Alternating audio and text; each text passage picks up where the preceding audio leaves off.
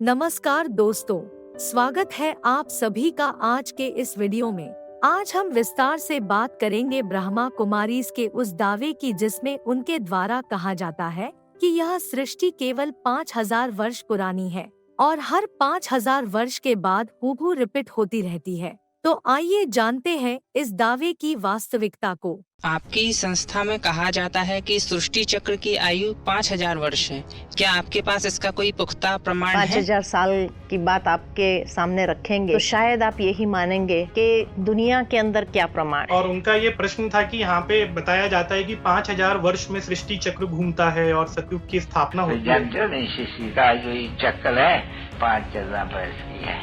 वो कलयुग के एंड तक वो डिक्लाइन करेगी, तो इसका मतलब उसको डिक्लाइन होने में 5000 वर्ष मिलते हैं। काल चक्र की भी अवधि है 5000 साल और ये साइकिल 5000 वर्ष का है। 5000 के लिए सवाल यदि उत्पन्न होता है। 5000 वर्ष पहले तो भारत में सिंधु घाटी सभ्यता थी। 5000 वर्ष पहले तो यही था जो अब है। प्रैक्टिकली देखा जाए तो महाभारत युद्ध को हुए कितना साल हुआ? 5000 साल कहेंगे। बराबर ये सृष्टि 84 जन्म की और 5000 वर्ष की है। तो हर धर्म के हिसाब से 5000 की बात जरूर आती है। आ गया ना, तो हो गया ना 5000 साल। वही 5000 साल पहले था। सृष्टि का जो चक्र है 5000 वर्ष है। 5000 वर्ष 5000 साल 5000 वर्ष 5000 वर्ष 5000 वर्ष की है। वर्तमान समय में दुनिया के किसी भी विषय को गहराई से सबूत व तार्किक आधार पर सरल भाषा में जिसे साबित भी किया जा सके, कौन समझाता है? क्या धर्म, संप्रदाय, मठ, पंथ या विज्ञान? 100% विज्ञान। यहाँ तक कि आध्यात्मिक क्षेत्र के लोग भी अपने आप को प्रमाणित करने के लिए यही कहते हैं कि हमारा ज्ञान संपूर्ण रूप से वैज्ञानिक है या विज्ञान द्वारा प्रमाणित है।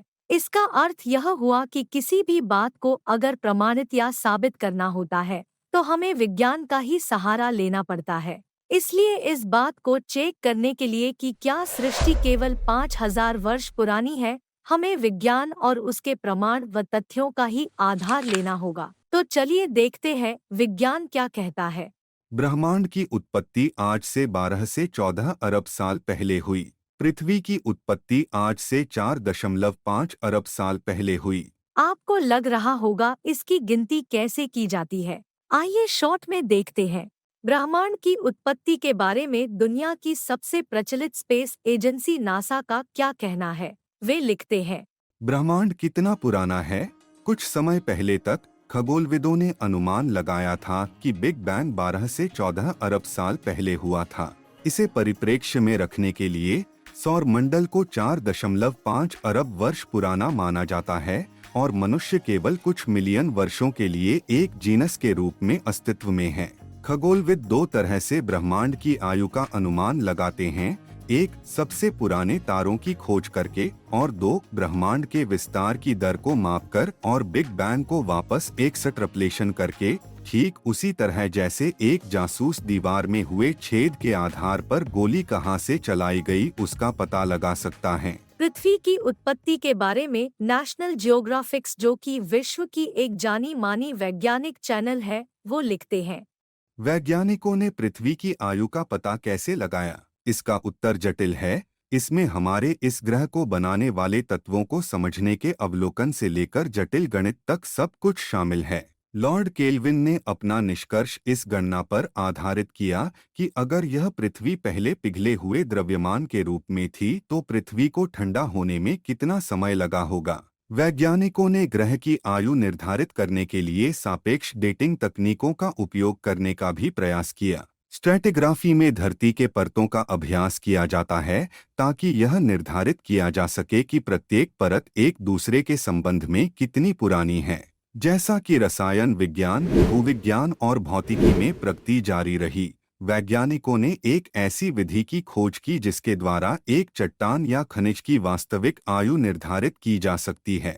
इस पद्धति को रेडियोमेट्रिक डेटिंग कहा जाता है और इसमें रेडियोधर्मी तत्वों का क्षय या टूटना शामिल होता है। रेडियोमेट्रिक डेटिंग तकनीकों का उपयोग करके किसी भी चीज की वास्तविक आयु निर्धारित करना संभव हो गया और इस तरह से अगर हम सभी डेटा को देखें तो हमारे पृथ्वी की अनुमानित आयु 4.5 बिलियन वर्ष है।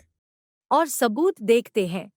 पृथ्वी पर पहला जीव आज से 3.8 अरब साल पहले का माना जाता है।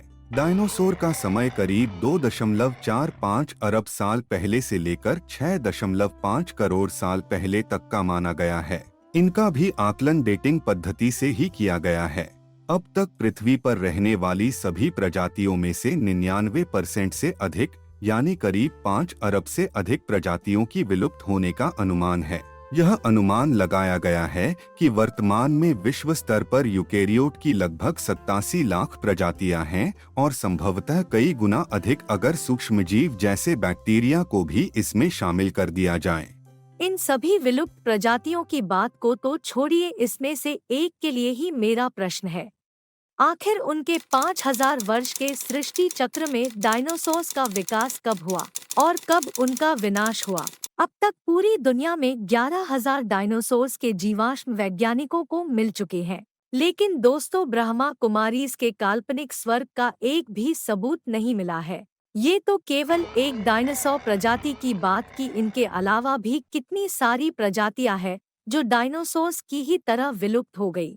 तो उनका भी विकास कब हुआ और विनाश कब हुआ? याद रखिए दोस्तों, ये किसी एक व्यक्ति द्वारा यूं ही दिया गया बयान या ज्ञान नहीं है, वर्षों की वैज्ञानिकों की मेहनत और रिसर्च का नतीजा है। फिर भी अगर आपको और सबूत चाहिए तो आगे सुनिए।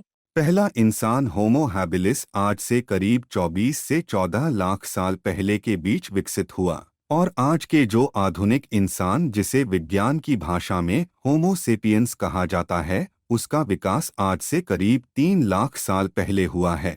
अब आपको लग रहा होगा कि इन सब बातों का पता कैसे लगाया जाता है। इसका अगर मैं सिंपल उत्तर दूं तो वह है डेटिंग पद्धति से।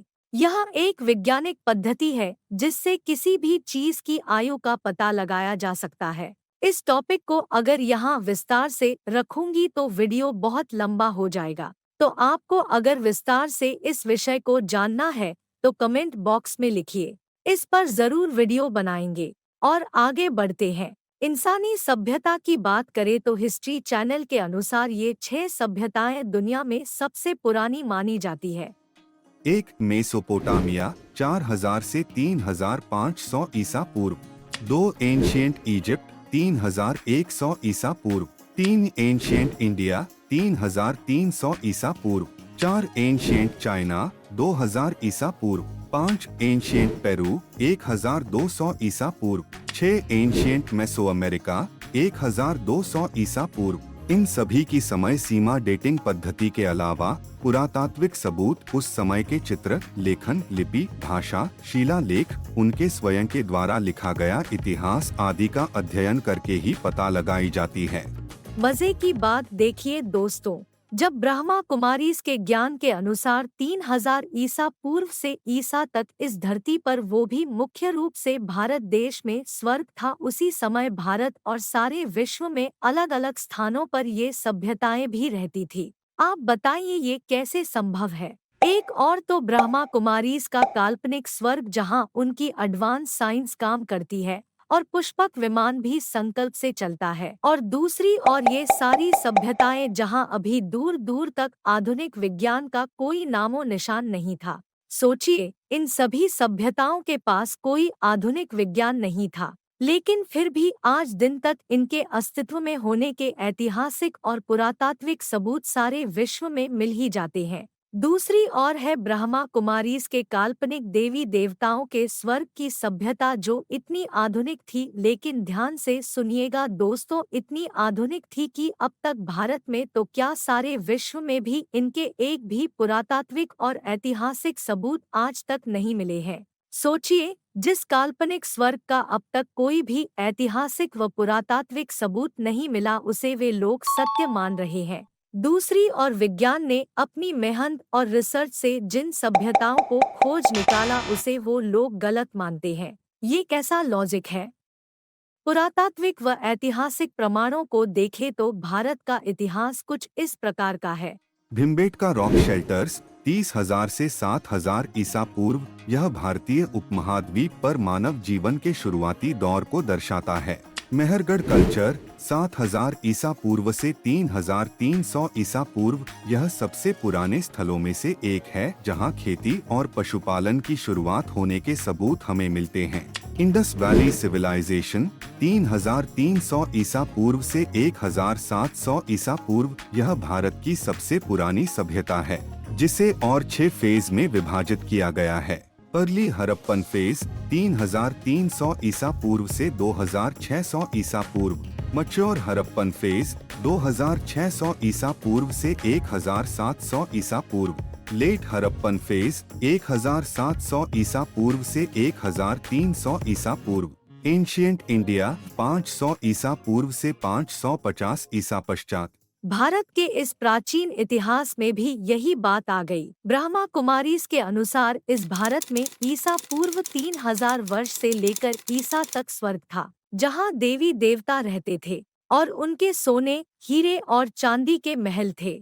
और जैसे हमने पहले भी देखा कि इस स्वर्ग में उनके अनुसार विज्ञान भी संपूर्ण विकसित हो चुका था। लेकिन सबसे बड़ा बेहुदा मजाक देखिए कि इतनी विकसित, इतने आधुनिक उनके देवी देवताओं की सभ्यता का एक भी ऐतिहासिक और पुरातात्विक सबूत नहीं मिल रहा। न सोने, हीरे चांदी के महल, न पुष्पक विमान का कोई अवशेष, न कोई लेख, न कोई शिला। भारत और विदेश के न जाने कितने इतिहासकारों और पुरातत्वविदों ने कितनी मेहनत व रिसर्च करके ऊपर में बताए गए भारत के इतिहास का पता लगाया, लेकिन उन्हें कभी इस तथा कथित स्वर्ग का कोई भी सबूत नहीं मिला। और ये लोग जिनको न इतिहास का पता है, न पुरातात्विक, भौगोलिक, खगोलिक विज्ञान का ज्ञान है, बस ऐसे ही कह देते हैं क्योंकि उनके तथा कथित भगवान ने कहा स्वर्ग था तो था। चलिए ठीक है, आप दावा कर रहे हैं उस समय स्वर्ग था, लेकिन उसके सबूत व प्रमाण भी तो दीजिए। उनसे इसका प्रमाण मांगो तो कहते हैं कि स्वर्ग के 2500 वर्ष के बाद यानी ईसा पूर्व 500 के आसपास एक और विनाश होता है, जिसमें यह सब कुछ सोने, हीरे और चांदी के महल आदि नष्ट हो जाता है, कुछ भी नहीं बचता।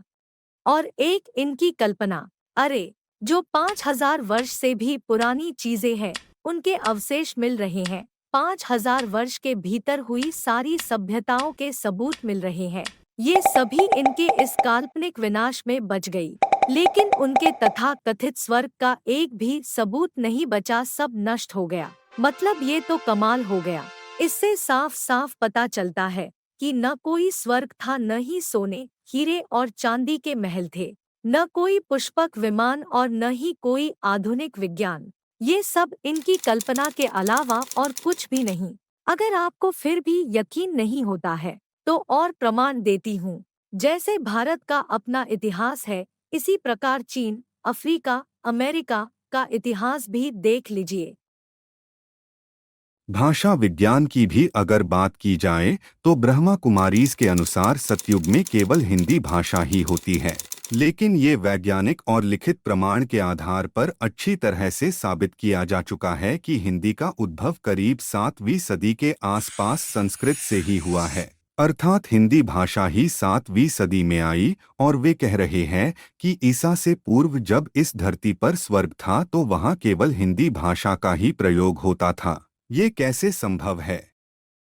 भारत के वेद, पुराण, रामायण और महाभारत भी संस्कृत में लिखे गए हैं, न कि हिंदी में, और बाद में उनका भाषांतर हिंदी में हुआ। अगर पहले से ही हिंदी थी तो संस्कृत में ये सब क्यों लिखा गया और फिर से उनका भाषांतर करने की आवश्यकता क्यों पड़ी? दूसरा, हमने देखा कि उनके काल्पनिक स्वर्ग के दौरान कितनी सारी सभ्यता और संस्कृति मौजूद थी, फिर उन सभी की भाषा भी हिंदी होनी चाहिए, उनके लेख आदि हिंदी में होने चाहिए, लेकिन उन सब की तो भाषा ही अलग अलग है।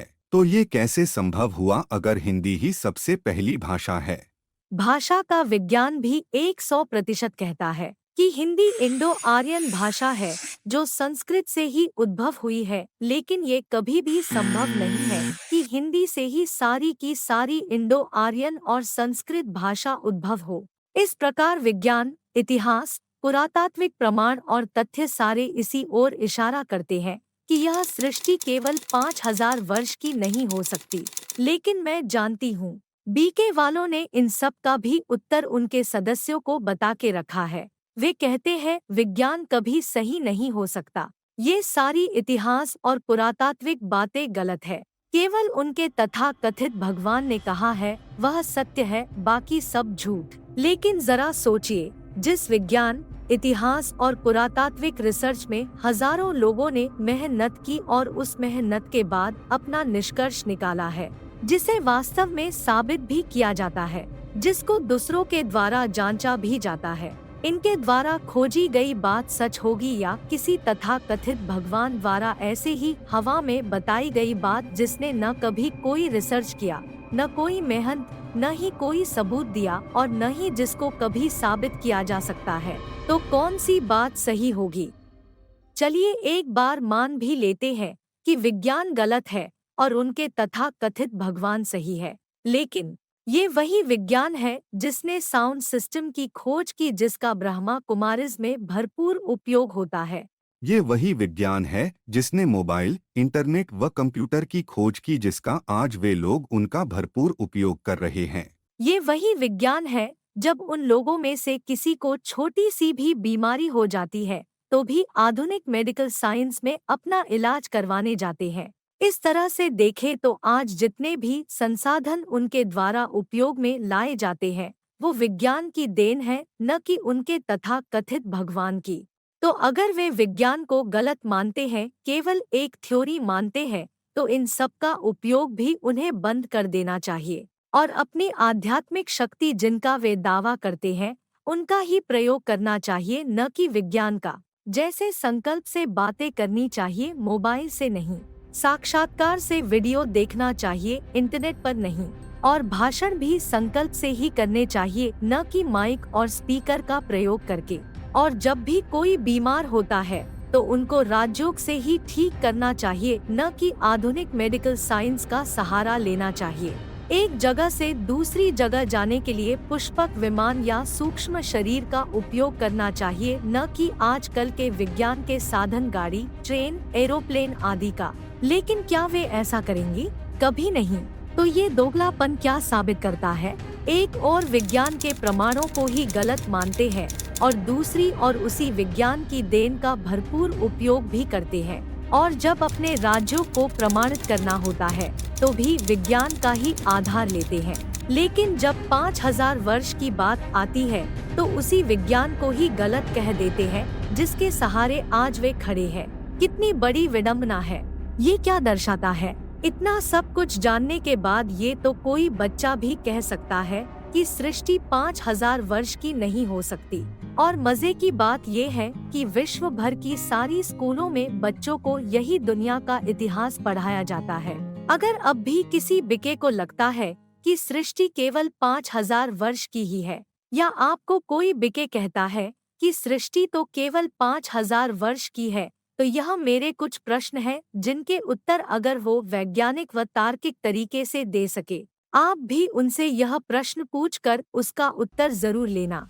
एक, ये 5000 वर्ष की सृष्टि की बात जो की जाती है वो केवल पृथ्वी के लिए है या पूरे ब्रह्मांड के लिए? दो, अगर सृष्टि केवल 5000 वर्ष की है तो क्योंकि 5000 वर्ष में उत्क्रांतिवाद या एवोल्यूशन होना तो संभव ही नहीं, तो संसार में इतनी सारी प्रजातियां कहां से और कैसे उत्पन्न हुई? 3, डायनासोर और उनके साथ विलुप्त होने वाली प्रजातियों का विकास कब, क्यों और कैसे हुआ और वो विलुप्त क्यों हो गए? 4, एक हिंदी भाषा से कैसे 200 इंडो आर्यन और अन्य देश की सभी भाषा का जन्म हुआ, इसे भाषा विज्ञान के आधार से समझाए। 5, उनके मुताबिक स्वर्ग में यानी ईसा के होने तक कोई भी तमो प्रधान जानवर जैसे शेर, सांप, बिच्छू, जीव जंतु, कीड़े मकोड़े आदि नहीं होते, तो द्वापर युग से या कहें ईसा के बाद से उनकी अचानक उत्पत्ति कैसे हो जाती है? ऐसा कौन सा विज्ञान है? 6, स्वर्ग में केवल अगर उनके देवी देवता की ही सभ्यता थी तो उसी समय काल में अन्य सभ्यताएं क्यों हुई? और सबसे जरूरी बात, उन सभी अन्य सभ्यताओं का ऐतिहासिक और पुरातात्विक प्रमाण हमें आसानी से मिल जाता है, लेकिन उनके तथा कथित स्वर्ग के देवी देवताओं की सभ्यता का अब तक एक भी प्रमाण नहीं मिला है। ऐसा क्यों? 7 वैज्ञानिकों को इतने लाखों प्रकाश वर्ष दूर की गैलेक्सी कैसे नजर आ जाती है, जबकि उस गैलेक्सी के प्रकाश को इतने दूर से यहाँ आने में लाखों साल लग जाते हैं। अगर सृष्टि केवल 5000 वर्ष पुरानी है, तो 5000 प्रकाश वर्ष से दूर जो भी तारे, गैलेक्सी या ब्रह्मांड है, वो हमें दिखने ही नहीं चाहिए। तो वो क्यों हमें दिखाई देते हैं? 8 जैसा कि हम जानते हैं, पृथ्वी के हर महाद्वीप स्थानांतरित होते रहते हैं और इसी महाद्वीप के स्थानांतरण के चलते 4 से 5 करोड़ साल पहले 2 महाद्वीपों के टकराने से हिमालय का निर्माण हुआ था। ये तो विज्ञान कहता है, लेकिन अगर सृष्टि ही 5000 वर्ष की है, तो इतने कम समय में महाद्वीपों का स्थानांतरण कैसे होता है और हिमालय का निर्माण कैसे हुआ?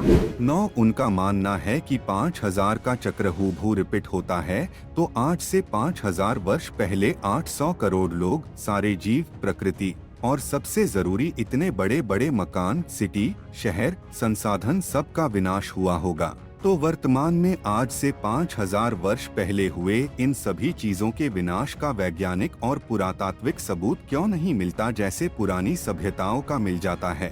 10 उनके काल्पनिक स्वर्ग के ही समय काल में कई सारी संरचनाएं हुई, जैसे मिश्र व माय प्रजाति के पिरामिड, वो आज भी वैसे के वैसे ही है। लेकिन उसी समय में बनाए गए उनके अत्याधुनिक सोने, चांदी और हीरे के महल का कोई अस्तित्व ही नहीं रहा। ऐसा कैसे? और भी बहुत सारे प्रश्न है, लेकिन पहले इसका जवाब मिल जाए फिर आगे के प्रश्न पूछूंगी। तो ये है दोस्तों 5000 वर्ष पुरानी सृष्टि की वास्तविकता, जिसका न कोई वैज्ञानिक, ऐतिहासिक, पुरातात्विक, भौगोलिक, खगोलिक और तार्किक सबूत व प्रमाण है, और न ही इसे साबित किया जा सकता। ये केवल और केवल उनके द्वारा की गई कल्पना मात्र है, जिसको वास्तविक बताकर, विनाश का डर दिखाकर भगवान के नाम पर लोगों को फंसाया जाता है और बाद में उनका आर्थिक, शारीरिक, मानसिक, भावनात्मक शोषण करके लोगों का संस्था के स्वार्थ के लिए दुष्प्रयोग किया जाता है। इस संदेश व बात को ज्यादा से ज्यादा लोगों तक पहुंचाइए और समाज को इनके पाखंड और अंधश्रद्धा से बचाइए। धन्यवाद।